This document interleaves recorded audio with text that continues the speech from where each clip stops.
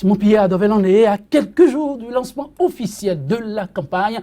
Comment le candidat se sent-il? En forme pour une compétition qui est très ouverte, une compétition qui marque également un tournant dans notre pays. Nous sommes à la fin d'un cycle, un nouveau cycle commence pour notre pays et je pense que à la veille de la campagne, je me sens en forme et très motivé pour les jours à venir. Ok, je crois que vos admirateurs doivent en être aussi ravis. C'est vrai, en tout temps, on vous a vu en posture de quelqu'un qui voudrait bien avoir droit aussi au fauteuil présidentiel il y a de cela quelques années. Mais Adovel est encore en course, c'était pas de l'idée beaucoup plus de comment cette envie vous est-elle arrivée de vous présenter comme, pour reprendre l'expression de nos téléspectateurs, qui nous a donné quelques messages sur la toile, comment l'envie de prendre les rênes du pouvoir à la suite de Boni Yayi vous est-elle arrivée? À la suite de Boni Yayi. À la suite de Boni Yayi. Disons que quand on regarde notre pays aujourd'hui, nous avons un pays qui a du potentiel, mais un potentiel qui est dans un gâchis entre griffes. Donc nous sommes dans une phase où tous ceux qui peuvent apporter une contribution au développement de ce pays et qui ont également fait le parcours nécessaire pour bien comprendre les problèmes et les défis du pays peuvent apporter leurs solutions. Donc l'envie naît quand au contact des réalités, au contact des défis et surtout au contact des solutions que vous inspirent ces défis. Donc cette envie est venue il y a quelques années, affinée par le temps, et aujourd'hui nous voici dans la réalité de l'envie. Heureux de le savoir, bienvenue donc dans l'arène. Oui, au contact des réalités, vous l'êtes, on ne peut pas vous le nier. Mais que proposez-vous concrètement au regard de ce que vous avez observé, que vous qualifiez un peu de mot de gâchis? Oui, quand on regarde notre pays, on est arrivé à un point où il faut tracer un nouvel horizon. Il faut tracer un nouvel horizon, il faut mettre de l'ordre dans la maison. Nous sommes arrivés en fin de cycle pour ce qui me concerne. Après 25 années de pratique de la démocratie, nous sommes arrivés à une phase de réglage. Au lendemain de la conférence nationale, nous avons voulu un président très fort. Nous avons donné tous les pouvoirs à un président de la République. Et nous avons eu l'exercice avec plusieurs personnalités de différents caractères qui l'ont exercé. Il faut maintenant remettre de l'ordre, s'arrêter, remettre de l'ordre. Je donne l'exemple. Quand on regarde la panoplie des différentes idées dans les différents projets de société, on voit le potentiel de chaque idée. Mais nous avons un pays qui n'a pas de vision. Vraiment? Il n'y a pas de vision, il n'y a pas une vision. Chaque président vient, il fait son mandat, il part. Il faut qu'au lendemain de ces élections que nous allons avoir, il faut se retrouver et mettre ensemble toutes ces belles idées. Le potentiel est énorme. Ces belles idées pour tracer une vision sur les 25 années à venir, les 30 années à venir, et que cette vision soit partagée. Pour que depuis le premier magistrat qui met en œuvre cette vision, jusqu'au dernier citoyen, on sache, voilà là où notre pays est en train d'y aller. Nous n'avons pas de vision. Donc ça part dans tous les sens. C'est pourquoi je dis, il faut tracer un nouvel horizon, et il faut maintenant mettre de l'ordre dans le pays et donner une direction. Donc la loi fondamentale forcément va être touchée. Il faut toucher la loi fondamentale. Mais en dehors de ce chantier, En dehors de ce chantier, il y a le système éducatif. Quand vous regardez notre pays, vous avez des priorités partout, mais on ne peut pas réaliser toutes les priorités en une seule fois. Il faut identifier les plus pertinentes et les attaquer à ces priorités pertinentes. Pour moi, la question de l'éducation, par exemple. Nous avons évolué avec un système mis en place au lendemain des indépendances, pour des besoins de lendemain d'indépendance, et qui a continué après 60 ans. Il faut s'arrêter et avoir un système, mettre en place un système pour plutôt les 50 années à venir. Donc, le système que nous avons aujourd'hui dans l'éducation n'est plus adapté aux réalités d'aujourd'hui. La conséquence, nous produisons des jeunes qui n'ont pas de métier, qui ont une formation et qui sont déployés sur le marché du travail, mais qui ne sont pas absorbés. Donc, il faut résorber ce problème du chômage avec des problématiques pertinentes, mais tout en mettant en place maintenant un nouveau système qui nous empêche d'avoir ce même problème. Il en est de même pour le système sanitaire de notre pays. Nous avons un système sanitaire obsolète, au point où les autorités du pays ne veulent même pas se soigner dans le système sanitaire qu'ils mettent en place. Vous en avez la preuve? Vous regardez le budget des évacuations sanitaires. Et ça vous donne une idée du système sanitaire dans lequel nous sommes. Vous prenez de façon précise la question de l'emploi des jeunes. l'État ne peut plus absorber, ne peut plus offrir l'emploi. Or, au lendemain des indépendances, jusqu'aux années 70, c'est l'État qui était le pouvoir d'emploi. C'est ce qui faisait que ceux qu'il formait, ils pouvaient les employer. Aujourd'hui, c'est dépassé. Ce que nous proposons, il faut créer une agence de développement des jeunes et des femmes. Cette agence avec plusieurs guichets. Le premier guichet qui est de donner un métier à ceux qui n'ont pas de métier mais qui ont de la formation. Le deuxième guichet qui va être le guichet pour donner des produits financiers adaptés aux besoins parce que tous les jeunes n'ont pas les mêmes défis. Donc les regrouper et ensuite maintenant faire de l'accompagnement pour que les gens puissent travailler en équipe et avoir de l'autonomisation pour pouvoir s'auto-employer. Et ça, il faut un partenariat entre le gouvernement, le secteur privé et la société civile. Voilà autant de problématiques sur lesquelles il faut attaquer dès maintenant. Donc, Mabalo, voilà, vous êtes servi. Et ceux qui n'étaient pas informés et qui disent, mais que veut-il nous proposer, Simon Pierre Adovel-Andé, vous voici servi. Et en votre nom, j'imagine donc Mabalo placera aussi quelques mots. Suffisant, non? Non, mais termes de projet de société. Je ne peux pas parler au nom des autres. Je crois que mais l'analyste que vous êtes... Je ne peux dire que ce que je pense. Et c'est clairement établi que M. Simon Pierre Adovel-Andé a un projet de société. Et ce qui m'a beaucoup intéressé dans ce qu'il a dit, c'est qu'il parle d'un parcours nécessaire pour connaître les réalités de notre pays. M. Simon Pierre Adovel-Andé ne vote pas pour la première fois au Bénin. Et donc, il connaît nos réalités. Vous faites allusion à quoi, ça? Rien du tout. Laissez-moi continuer mon analyse. Je dis, il ne vote pas pour la première fois au Bénin. Ça ressemble à quelque chose tout de même. Ça, c'est votre interprétation. Donc, ce n'est pas la première fois qu'il vote au Bénin. Donc, il connaît très bien le Bénin. Il a été coordonnateur du Millennium Challenge Account avec des résultats, il faut le dire. Et là, ça veut dire quoi? Il a travaillé dans un système autre que celui du Bénin et il peut comparer les deux systèmes. Et donc, le système américain et le système béninois. C'est quand même un homme de compétences avérées. Et ça, on ne peut pas le lui dénier. Ce sont des réalités importantes pour moi parce que vous ne pouvez pas prétendre développer un pays si vous ne connaissez pas les réalités de ce pays. Vous dites rapidement qu'il a travaillé dans le système américain, avant d'évoluer, qu'il a travaillé dans le système américain, n'est-ce pas un handicap pour lui? Mais il a fait au Bénin. Mais il paraît que quand vous travaillez dans le système américain et que vous aspirez à ce fauteuil, c'est plutôt un danger pour vous. Parce que non. Il a travaillé dans le système américain, mais au Bénin. Ensuite, le système américain, c'est quoi? C'est la compétence, c'est les résultats. C'est ça le problème. Ce n'est pas le mythe du diplôme ou du bureau. Et donc, il a par rapport à ça une connaissance. Donc c'est un atout. C'est un atout majeur. Ça, il ne faut pas le refuser. Seulement que quand je l'ai écouté, je partage avec lui la question de la vision pour le Bénin sur plusieurs années.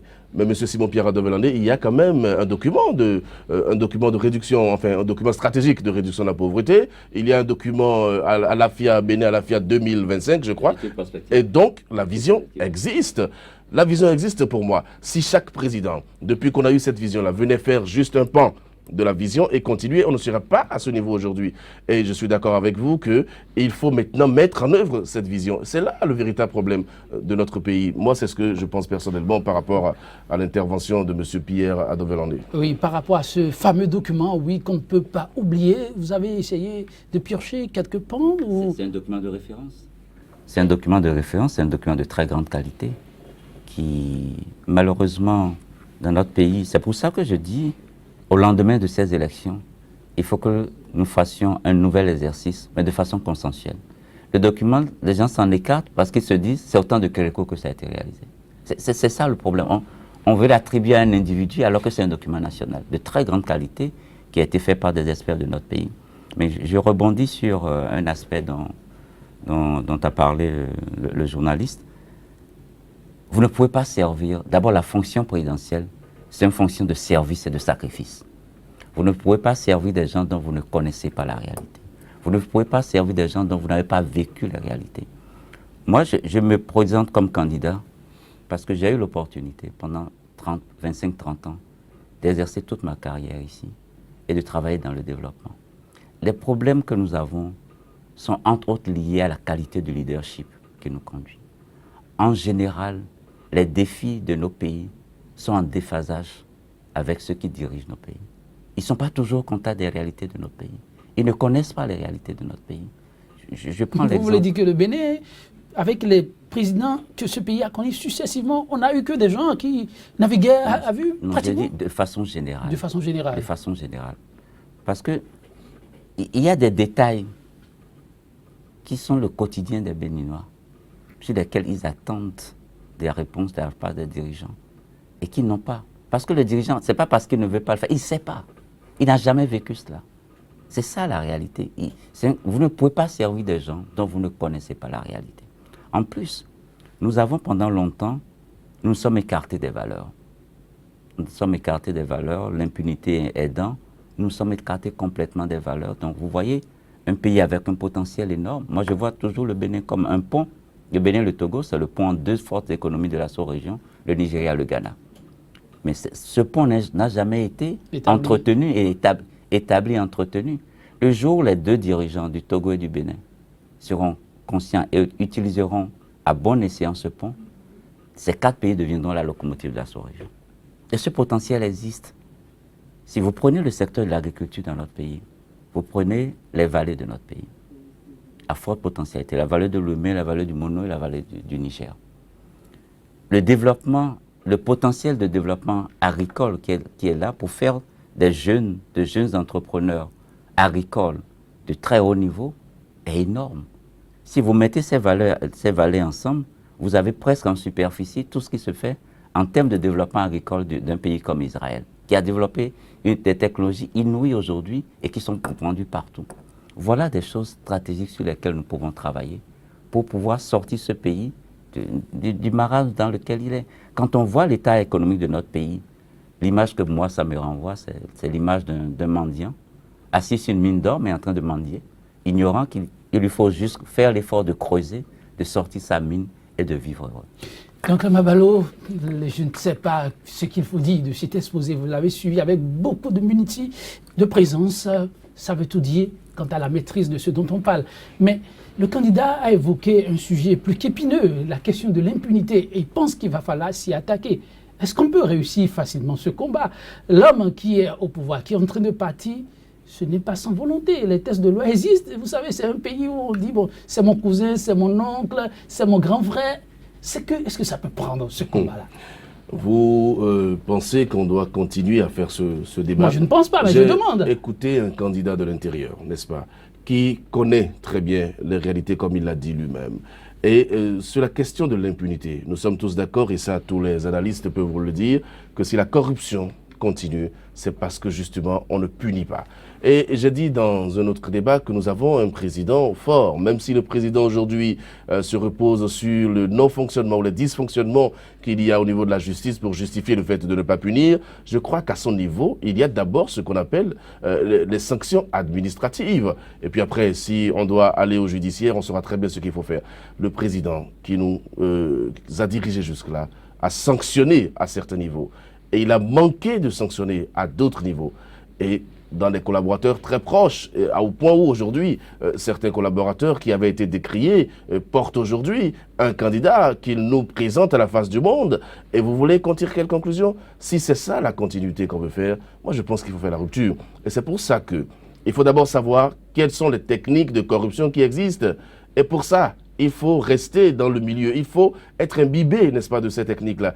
Les gens ont beaucoup de techniques de corruption. Et donc, je suis d'accord avec M. Simon-Pierre Adovelandé, et tous les candidats devraient pouvoir le dire, il faut maintenant cesser avec l'impunité. Et même les indicateurs à l'international nous démontrent que c'est parce qu'on ne punit pas que la corruption se poursuit allègrement. Je pense sincèrement que c'est une bonne volonté. Maintenant, entre la volonté et la réalisation de la volonté, il y a un pas qui n'est pas systématiquement franchi à cause des considérations sociales, des considérations familiales et toute autre considération entrant dans ce cadre-là. Mais il faut avoir la volonté. Et pour moi, la volonté, c'est déjà un élément fondamental. Je ne vais pas oser demander au candidat s'il a de la volonté, mais c'est sûr qu'il sait là où il va. Mais pour que vos idées puissent prendre corps, il va falloir franchir d'autres étapes. Il faut pouvoir aller d'abord aux unes et ensuite constater que c'est effectif. La suite, vous connaissez. Mais avant cette étape, il se trouve aujourd'hui que les suspicions sont là. Des constatations, on n'en parle plus. Autour de la distribution de cartes d'électeurs. Et autour de ce débat, pour l'instant, en tout cas, on ne vous a pas encore entendu. Ça ne vous dit rien ou on peut y aller? Non, on travaille au sein d'une équipe, l'équipe de la coalition qui s'est mise en place. Sur la question de la distribution des cartes, je travaille avec la coalition. Parce que l'élément fondamental, vous ne pouvez pas aller aux urnes sans la carte d'électeur. Non seulement cela, nous avons des tests qui régissent le processus. Il faut s'accorder et rester fidèle aux tests. Moi, ceux qui parlent aujourd'hui de la distribution de cartes, à chaque étape, chacun veut tirer avantage quand ça l'arrange. C'est les mêmes au COSLEPI qui vont vous prendre la loi et vont l'interpréter à leur manière pour justifier ce qu'ils sont en train de faire.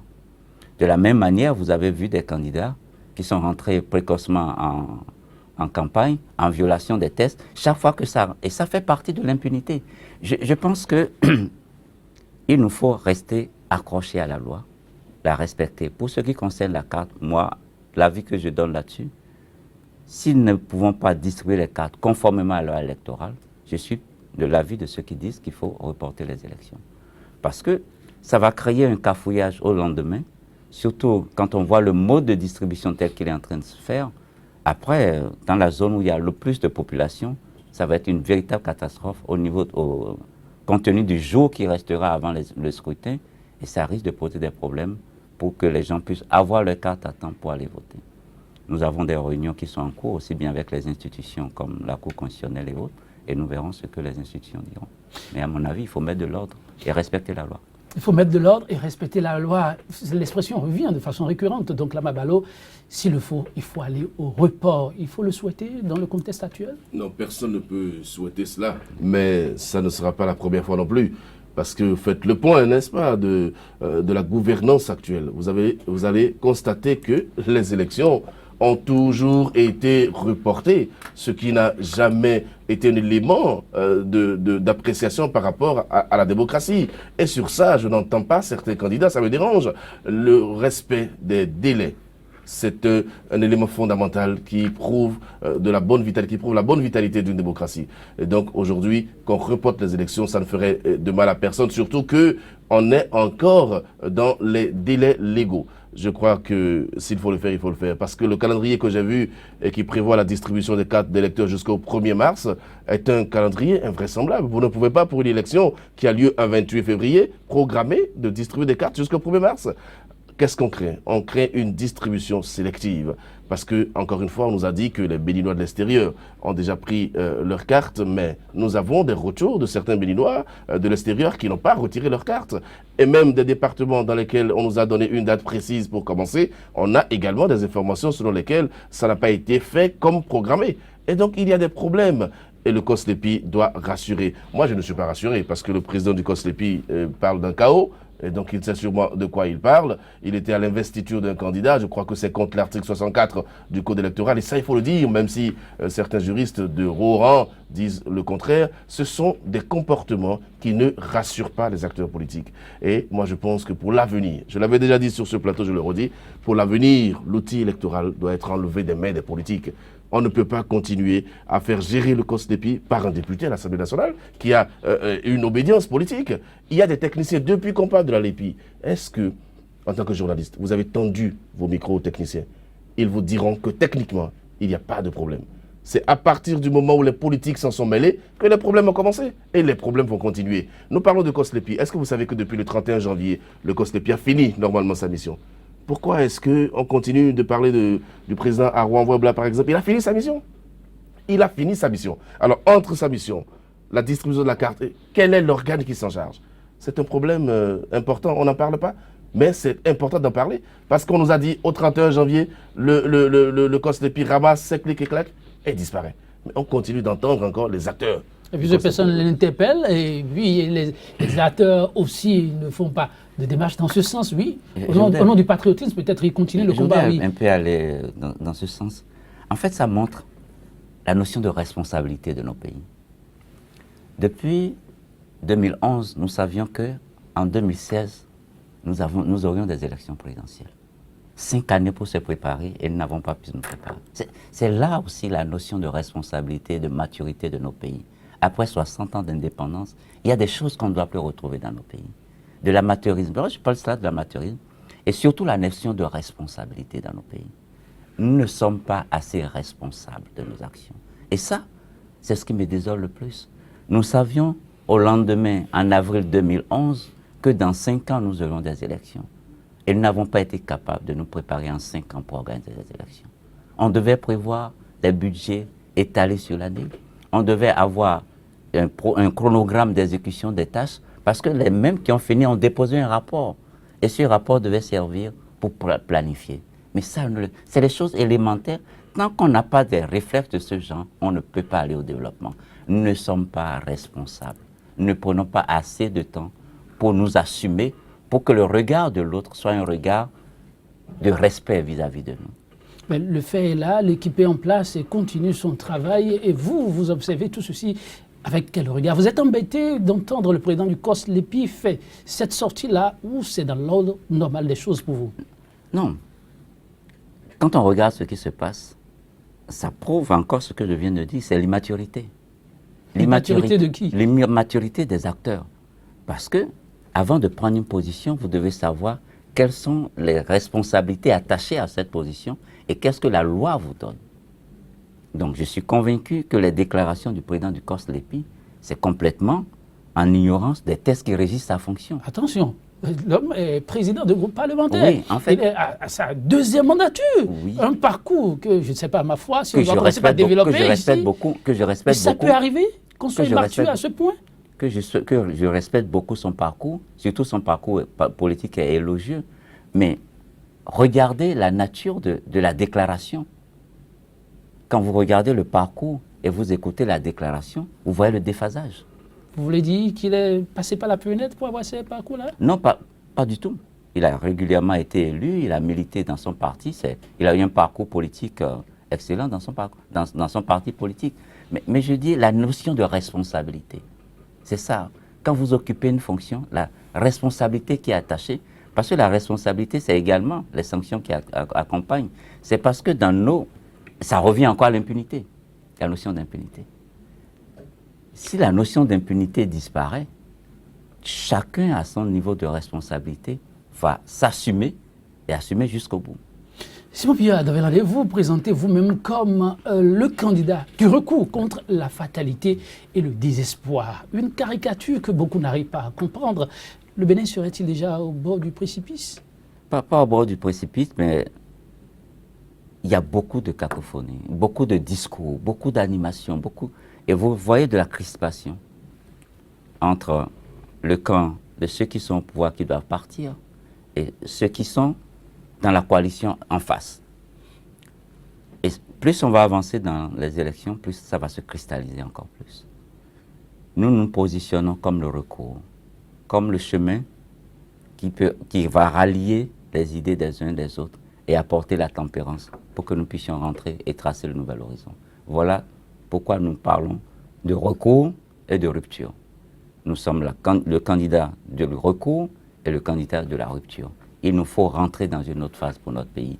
Il nous faut, après plus de 60 années d'indépendance, tracer de nouveaux horizons et sortir des humains battus. Il faut avoir le courage. C'est pourquoi l'un de nos slogans, c'est le courage d'une génération. Le courage d'une génération qui rompt complètement avec tout ce qu'on a vu jusque-là, qui était adapté à une période et nous sommes dans une autre phase. Vous avez été inspiré par le Burkina? Non, pas tellement. Mais moi, je suis un très grand panafricaniste. J'observe beaucoup ce qui se passe sur le continent. Nous avons un continent plein d'avenir, un continent plein de potentialités et qui a besoin d'une nouvelle qualité de leadership. Le leadership qui arrête de regarder ce qu'il n'a pas et se focalise un peu sur ce qu'il a. Nous avons trop tendance à regarder ce que nous n'avons pas au point où nous oublions la grande valeur des choses que nous avons. Donc il est temps maintenant qu'on regarde, qu'on ait le courage de faire table rase. Les systèmes que nous avons jusqu'à présent, il n'y a pas beaucoup de success story, il n'y a pas beaucoup de réussite qu'on peut montrer. Que ce soit avec nos partenariats, avec les institutions, on n'a pas fait beaucoup d'avancées. Il faut maintenant avoir le courage pour tracer l'horizon pour une nouvelle génération. Le courage de dire on s'arrête et on prend un autre détour. On pose de nouveaux jalons pour les futures générations. C'est de ça qu'il s'agit. Donc, Mabalo, la voix, elle est toute tracée et signée Simon-Pierre Adavelande. Je ne peux pas mieux défendre son projet de société que lui-même. Donc, moi, j'écoute et je trouve que c'est déjà important, n'est-ce pas, d'avoir de l'ambition pour son pays. Pour moi, c'est la chose la plus importante. Et ensuite, par rapport à l'ambition qu'on a, quel est le parcours qu'on a Et c'est ça, parce que je dis souvent, vous ne pouvez analyser le futur qu'à l'aune du passé. Pour moi, c'est systématique. Et je retrouve le candidat Simon-Pierre Adovel dans cette vision-là. Et surtout quoi? Surtout, comme le président, enfin, je veux dire, le professeur Albert Thévoedre l'a dit, je le paraphrase un tout petit peu, il faut avoir la crainte de Dieu. Et je connais, n'est-ce pas, les qualités spirituelles de M. Simon-Pierre Adovel. Je sais qu'il est très attaché, n'est-ce pas, au respect. Vous savez, certaines personnes sourient quand on commence par parler de qualité Non, c'est spirituelle. important. Parce qu'on a vu des spirituels dans des postures, franchement. Ne mélangez pas les choses. On ne mélange pas, Non, mais non, c'est des faits que les téléspectateurs ne cessent de rapporter. Quand les gens commencent par parler de Dieu, Quand on a la foi, on se demande. ce n'est pas dans le bruit qu'on Donc le c'est fait. différent. Ce n'est pas dans le bruit qu'on le fait. Donc ceux qui crient Dieu à la télé, il ne faut pas les écouter. Je ne veux pas vous suivre. Parce que Non, bah, je veux comprendre. Vous voulez m'amener sur un terrain qui ne m'intéresse pas. Ah bon? Non, ça ne m'intéresse pas. Quel parce que terrain? vous Les spirituels, les spirituels. Qu'est-ce qu'ils n'ont pas vendu à ce peuple? On les a vus Vous partout. faites un autre débat, moi je fais un autre débat. Et Ok. donc C'est quoi le vôtre? Le mien, Oui. c'est de savoir que M. Simon-Pierre Adovel, ça c'est de l'autorité publique, a la crainte de Dieu. C'est vrai qu'il n'y a pas d'éléments de mesure, mais il y a des actes qu'on pose et il y a Qui ne trompent pas. il y a également des repères. Des repères. Je ne veux pas aller plus loin que ça. Ce qui est important, c'est quoi? C'est que tous les candidats puissent avoir, n'est-ce pas, une vision et des mots qui accompagnent la vision. J'ai déjà entendu des candidats parler de agir ensemble. J'en ai entendu qui parlent de réussir ensemble. Et ce qui me fait plaisir, c'est qu'il y a le mot ensemble. Donc, on est obligé de faire l'unité pour aller de l'avant. Toutes les candidatures qui ne porteront pas l'idéal de l'unité devraient être combattues. Et pour moi, c'est très important parce que le Bénin aujourd'hui a besoin de ses fils et de ses filles pour aller de l'avant. Et on ne peut pas le faire dans la division. On a été divisés. Vous parlez de quelle division? On Tout a le monde été est uni, divisés. non? Les Avec, non, ne avec, dites pas- avec, ne dites pas je des ne dis choses pas, comme je ça. vous rapporte ce qui est. Oui. N'oubliez pas, juste que nous, on n'est que la voix du peuple. On essaie d'écouter tout le monde. Il y a que certains Béninois constatent aujourd'hui que manifestement, on va vers de grands ensembles. Qu'on le veuille ou non, aujourd'hui, on a l'alliance RB, PRD, FCBE. En face, on a une coalition. Alors, on a l'ensemble partout, non? C'est Ou bien vous n'êtes pas d'accord? ce que vous dites là, c'est sur le papier, n'est-ce pas? Ah bon? C'est sur le papier. C'est très facile hein, de prendre 1 plus 2, 3 et de faire les additions. Mais dans la réalité, vous pensez que la coalition dont vous parlez, PRD, RB, mais vous êtes dans le peuple, vous écoutez aussi le peuple? J'écoute le peuple. D'accord. Qu'est-ce que le peuple dit par rapport à ça? Non, je rapporte. Enfin, Il une y a des partie voix du peuple. discordantes, vous Ben, savez. c'est ça que je dis. C'est ça que je dis. Alors, si c'est vraiment le consensus, il n'y aura pas de voix discordantes. C'est vrai que certains me répondront simplement qu'on ne peut pas faire le consensus à tous les coups et Voilà. que le consensus, je suis d'accord par rapport à ça. Mais notre pays est-il divisé, oui ou non? Vous pensez que les gens sont traités de la même façon selon leur appartenance régionale, ethnique, religieuse? Il n'y a pas de problème par rapport à ça? Je vous pose la question. C'est vrai que c'est vous qui posez les questions. Non, mais je- est-ce qu'il n'y a pas de je- problème par rapport à ça? Et donc, il est important de faire la promotion de l'unité. Et je pense que personne ne viendra d'ailleurs pour nous unir. Personne, d'accord? Parce que celui qui vient d'ailleurs pour nous unir, lorsqu'il y a le premier pépin, il repart d'où il vient. Pour C'est l'instant, ça, il y a le quelqu'un problème. qui est venu d'ailleurs? Non, Joël, pourquoi vous voulez? Non, mais Je on ne veut veux juste pas- comprendre, non, on est là pour écoutez, comprendre, vous savez. je souhaite que Oui. la prochaine fois, c'est un souhait personnel, Oui. que nous ne venions plus, que vous ne m'invitiez plus sur ce plateau pour parler du candidat Lionel Dissou, par exemple. Ben, Je il ne se veux vite pas- dans non. le débat, c'est le Non, candidat, non, on ne peut veut pas. ou pas, Il- les débats se non, mêlent autour non, de lui. non, non, non. Aujourd'hui, l'homme est sorti pour Il faut- situer il les faut- uns les autres. Il dit, mener des débats autour des valeurs que j'incarne, la recolonisation, je ne suis pas là pour ça. Je suis là pour porter, Non. loin. Oui, exactement, c'est ça que je dis. Dans quelques jours, nous allons lancer la campagne Non, non, électorale. Simon-Pierre Et donc, Adovel moi, je ne veux ne plus vous en faites parler, pas. je ne veux plus parler, je veux parler maintenant des candidats qui ont des projets de société et qui veulent défendre leurs projets de société, comme M. Simon-Pierre Adovel le fait ce matin, et on fait des débats. Et donc, la fixation sur un candidat ne m'intéresse plus, parce que le débat n'est pas à ce niveau. Vous n'avez pas fait le débat lorsque l'homme s'invite dans le Non, débat. je vais fuir ça. C'est vous qui choisissez les thèmes de débat. Et donc, si vous Et c'est choisissez pas- l'actualité. Vous si êtes vous d'accord ne avec moi? choisissez La pas ce thème-là, on va pas recolonisation, venir ici. ça reste un débat pertinent. Et l'homme s'est prononcé là-dessus. À bon droit, il faut bien que le peuple soit informé. C'est juste ce que nous faisons. Nous rapportons, nous faisons passer pour la voix des sans-voix. Simon-Pierre Adovel est la voix des sans-voix que nous sommes. Nous retournons vers vous. Le dossier de la corruption. Vous en faites votre cheval de bataille et vous n'êtes pas sans savoir. Il y a beaucoup de remous. Il s'interroge. Le peuple béninois, bon nombre de citoyens, Simon-Pierre Adovel a quand même été cité dans un débat, dans un dossier des plus sulfureux, GGB. Aujourd'hui, l'on parle de lutte contre la corruption, sans pour autant expliquer ce qui s'est passé. N'est-il pas une fuite en avant? Le débat peut-il être vraiment sainement mené?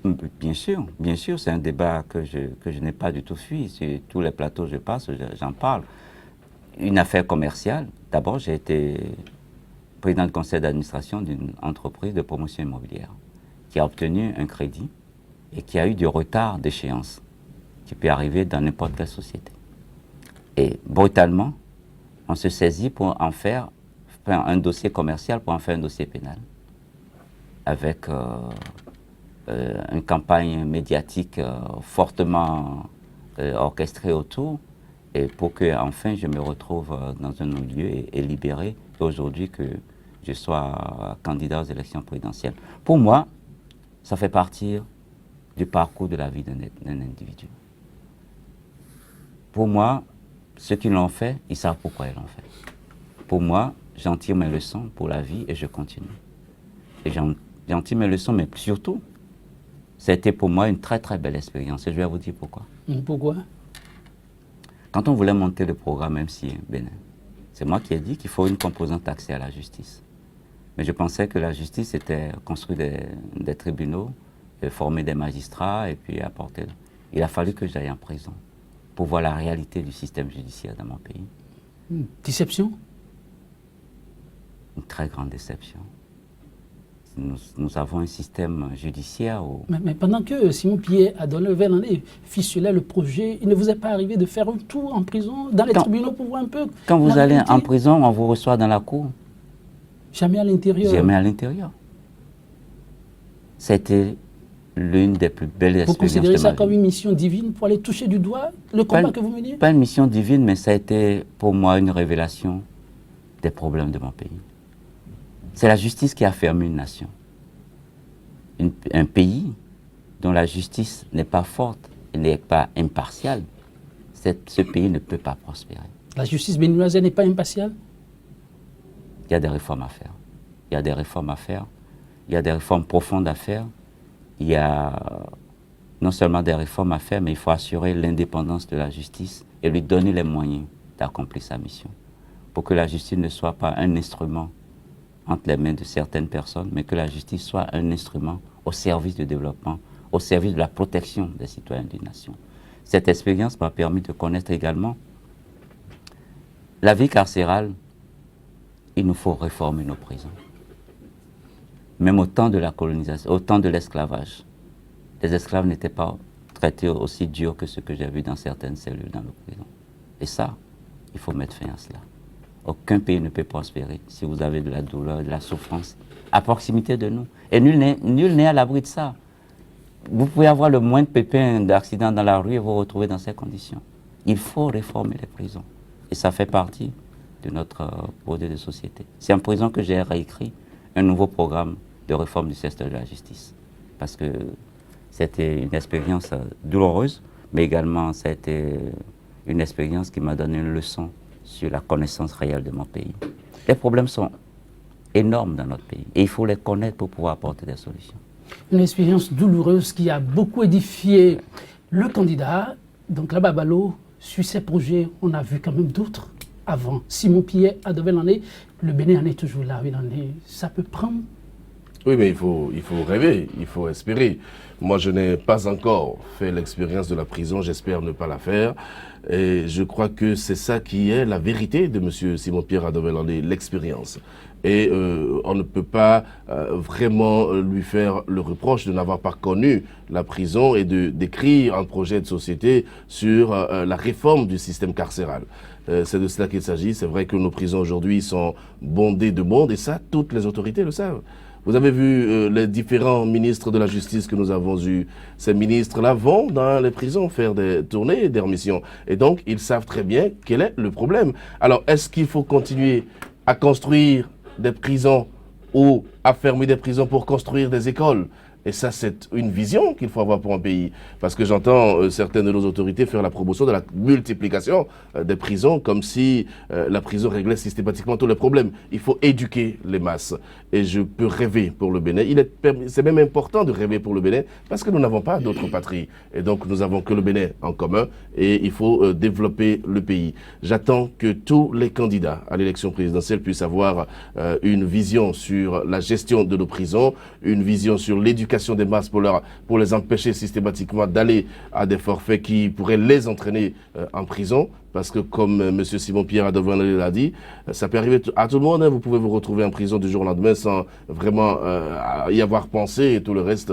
Et donc c'est important pour moi de se mettre à espérer pour le pays. Seul le Bénin compte, et pour ce pays pour lequel il faut continuer d'espérer, Simon-Pierre Adovan, que comptez-vous faire ou sur quoi comptez-vous comme atout majeur pour ravir la vedette aux autres? D'abord, la connaissance que j'ai de mon pays, la passion que j'ai pour ce pays. Ça fait 30 ans que j'ai eu des opportunités pour aller à l'extérieur, mais ce pays est fascinant.